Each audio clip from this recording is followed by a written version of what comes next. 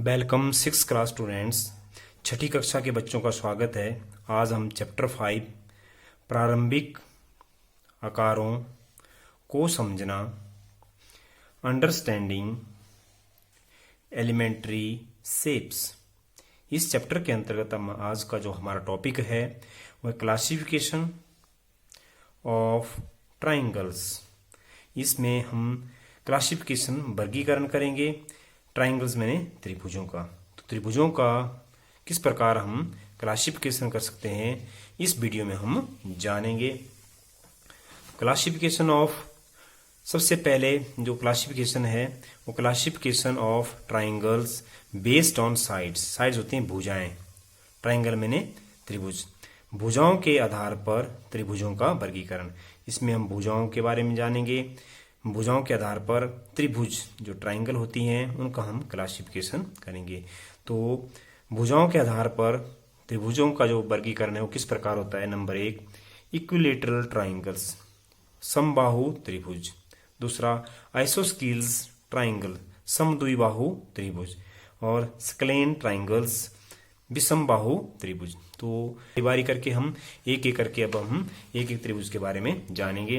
तो फर्स्ट जो है वो है इक्विलेटरल ट्राइंगल, समबाहु त्रिभुज। जैसे नाम से ही मालूम है, सम मैंने बराबर, बाहु मैंने जिसकी भुजाएं, त्रिभुज मैंने ऐसी त्रिभुज जिसकी तीनों भुजाओं की लंबाई एक समान हो। और triangle having 3 equal sides is called equilateral triangles. तो ऐसी त्रिभुज जिसकी तीनों भुजाएं बराबर हों, एक समान लंबाई की हों, उसे हम इक्विलेटरल ट्राइंगल, समबाहु त्रिभुज कहेंगे। किस प्रकार हम एक समबाहु त्रिभुज का वर्गीकरण जानेंगे। तो सबसे पहले मैंने यहाँ पे हम कंस्ट्रक्शन करेंगे कि एक समबाहु त्रिभुज बनती किस प्रकार है। तो हमारे पास एक स्केल होनी चाहिए। तो स्केल की सहायता से मैंने यहाँ पे 10 सेंटीमीटर्स, तो यहाँ पे आप देख रहे हैं स्केल के ऊपर कि मैंने यहाँ पे एक पॉइंट ले लिया, दूसरा ले लिया और इसको मिला दिया, जिसकी लंबाई कितनी है, 10 सेंटीमीटर है। अब हम प्रकार की सहायता से 10 सेंटीमीटर, सम मैंने तीनों भुजाएं इसकी बराबर होंगी, तो जितनी हमारे पास प्रकार खोलेंगे और 10 सेंटीमीटर की प्रकार खोलेंगे, एक चाप लगाएंगे एक पॉइंट से, फिर दूसरे पॉइंट से हम दूसरी चाप लगाएंगे। जहां दोनों पॉइंट आपस में इंटरसेक्ट करेंगे उस पॉइंट को हम मिला देंगे। तो मैंने यहाँ पे एक चाप लगाते हुए इसको मिला लिया, फिर दूसरी तरफ से। अब हमारे पास इसका नाम ए बी सी, तो यहाँ पे ए से बी की लंबाई 10 सेंटीमीटर, बी से लेके सी भी 10 सेंटीमीटर और ए से लेके सी भी 10 सेंटीमीटर है। तो इस प्रकार की जो ट्राइंगल है उसे कहेंगे हम इक्विलेटरल ट्राइंगल। अगर हम इसको और अच्छी तरह जानना चाहें तो मैंने यहाँ पे देखो इक्विलेटरल ट्राइंगल बना रखी है जिसकी भुजाएं 10 सेंटीमीटर है। हमने यहाँ पे अभी 10 सेंटीमीटर की हमने यहाँ पे प्रकार ले रखी है, खो रखी है, यहाँ से लेके यहाँ तक 10 सेंटीमीटर। आप देख रहे होंगे कि यहाँ पे 10 सेंटीमीटर मैंने चाप प्रकार की ले रखी है। या हम इसको जो डायग्राम, जो आकृति फिगर मैंने यहाँ पे जो मॉडल यहाँ पे इक्विलेटरल ट्राइंगल का ले रखा है, तो इसमें आप देखेंगे कि यहाँ पे 10 सेंटीमीटर आपको नजर आ रहा होगा। यहाँ पे इस तरफ को भी 10 सेंटीमीटर और इस तरफ को भी 10 सेंटीमीटर मैंने साइड ले रखी है। यहां से 0 से लेके 10 तक, लेके सी भी 10 सेंटीमीटर और ए से लेके सी 10 सेंटीमीटर, अर्थात तीनों भुजाएं बराबर होती हैं और इसमें तीनों कोण बराबर होते हैं। अगर हम इसे डी की सहायता से हम इन कोण को मापें तो ये मेरे पास डी है। यहाँ पे मैं इसको रखूंगा। पहले हम ए के ऊपर मैंने यहाँ पे ए और यहाँ पे देखिए 0, यहाँ 0, जब मैंने इसको लाइन के ऊपर बना दिया तो 60 अंश का कोण आपको यहाँ पे नजर आ रहा होगा। इसी प्रकार बी पॉइंट के ऊपर अगर मैं इसको डी को रखूंगा तो डी के पॉइंट यहाँ पे सेंटर पॉइंट और 0 के साथ लाइन तो यहाँ भी 60 अंश का कोण। और अगर मैं इसको ऊपर से पॉइंट सी के ऊपर डी रखूंगा तो यहाँ पे भी हमें नजर आ रहा है कि 0 से लेके 60 अंश तक का कोण जो है बन रहा है। तो जो इक्विलेटरल ट्राइंगल होती है उसका जो इंटीरियर एंगल होते हैं वो कितने होते हैं, 60 अंश के बराबर होते हैं। तो प्रॉपर्टी में हम जानते हैं कि तीनों भुजाओं का माप जो होता है वो कितना होता है, 60 अंश। Angle A plus angle B plus angle C, ये हमें मालूम है कि त्रिभुज के जो तीनों भुजाएं होती हैं उनका माप कितना होता है, 180 अंश होता है, 180 डिग्री। और इसमें तीनों भुजाएं बराबर होती हैं और तीनों angle A is equal to angle B is equal to angle C, that is 60 degree. और तीनों साइड्स जो होती हैं वो बराबर होती हैं। अगर हम area of equilateral triangle, area of equilateral E upon 4 into A square, यहाँ पे ए जो है वो इक्विलेटरल ट्राइंगल की साइड है। फोर्थ जो इसकी प्रॉपर्टी है, पेरीमीटर, परिमाप, पेरीमीटर हमें मालूम है परिमाप होता है। अगर हम परिमाप निकालना चाहें तो हमें मालूम है कि अगर हम इसको ए कंसीडर करें, ए दूसरी भी ए प्लस तीसरी भी ए, तो हमारे पास बन जाएगा 3a। और इस केस में अगर हम पेरीमीटर इसका निकालना चाहें तो हमें मालूम है कि एक भुजा 10 सेंटीमीटर है, दूसरी 10 सेंटीमीटर है, तीसरी 10 है, तो 10 को 3 बार तो 30 सेंटीमीटर के बराबर हो जाएगा इसका परिमाप। तो इक्विलेटरल ट्राइंगल की हमें मालूम पड़ गया कि तीनों साइड्स बराबर होती हैं और तीनों एंगल बराबर होते हैं। दूसरा जो इसमें है वो है आइसोस्केल ट्राइंगल, समद्विबाहु त्रिभुज। जैसे नाम से सम मैंने बराबर, द्वि मैंने दो, बाहु मैंने भुजाएं, ऐसी त्रिभुज जिसकी दो भुजाओं का माप एक समान हो उसे हम समद्विबाहु त्रिभुज कहेंगे। A triangle having 2 equal sides is called आइसोस्केल ट्राइंगल्स।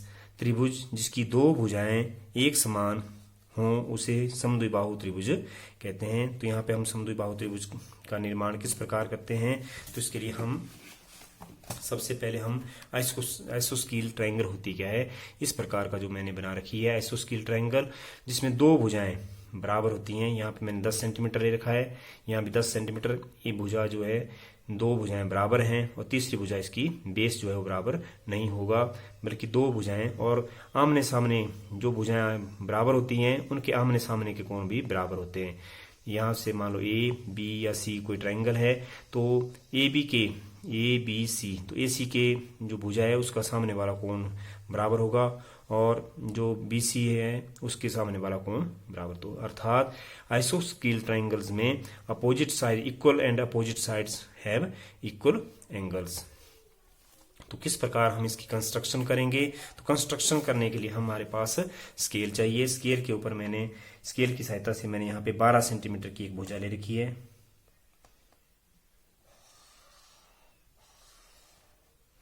12 सेंटीमीटर, यहां से 1 से लेके 12 तक।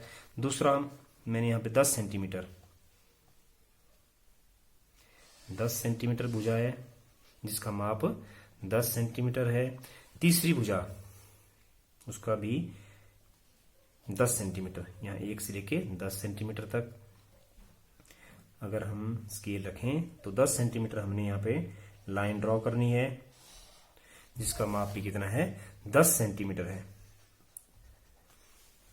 तो सबसे पहले प्रॉपर्टी यहाँ पे इसका नाम हम पी क्यू आर, यहाँ पे triangle P Q R, angle यहाँ पे साइड्स पी से लेके आर, पी आर जो साइड होगी वो बराबर होगी क्यू आर। तो यहाँ हम देख रहे हैं कि यहाँ 10 सेंटीमीटर है, यहाँ भी 10 सेंटीमीटर है। तो इसमें दो भुजाएं आपस में बराबर होती हैं और दोनों कोण बराबर भुजाओं के सामने विपरीत कोण जो होते हैं वो बराबर होते हैं। Opposite angle to the equal sides of a आइसोस्केल triangles are equal, angle P is equal to angle Q. ये हमारे पास आइसोस्केल ट्राइंगल्स की परिभाषा है। इसमें अगर हम इसका परिमाप निकालना चाहें, पेरीमीटर, मान लो एक साइड यहाँ पे बराबर भुजाएं ए सेंटीमीटर की हैं, ए और जो तीसरी भुजा है वो बी है। तो हमारे पास पेरीमीटर बन जाएगा, परिमाप बन जाएगा 2a प्लस ए प्लस ए प्लस बी, और ए हो जाएगा 2a प्लस बी।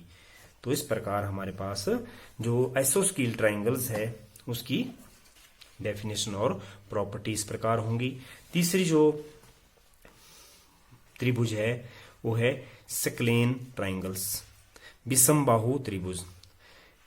विषम मैंने जिसकी आपस में कोई भी भुजा ना मिलती हो, विषम मैंने अलग अलग, बाहु मैंने भुजाएं। ऐसी त्रिभुज जिसकी तीनों भुजाओं की लंबाई जो है वो अनइक्वल है, असमान है।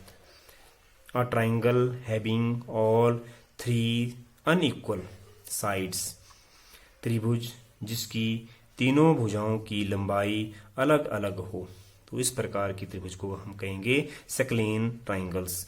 इसका किस प्रकार हम इसके जानेंगे, इस प्रकार मैंने बना रखी है एक त्रिभुज जिसमें बेस जिसका 10 सेंटीमीटर है, एक भुजा जो 9 सेंटीमीटर है, तीसरी भुजा जो 8 सेंटीमीटर है। हमें इसे स्केल की सहायता से नाप के भी देख सकते हैं कि यहाँ पे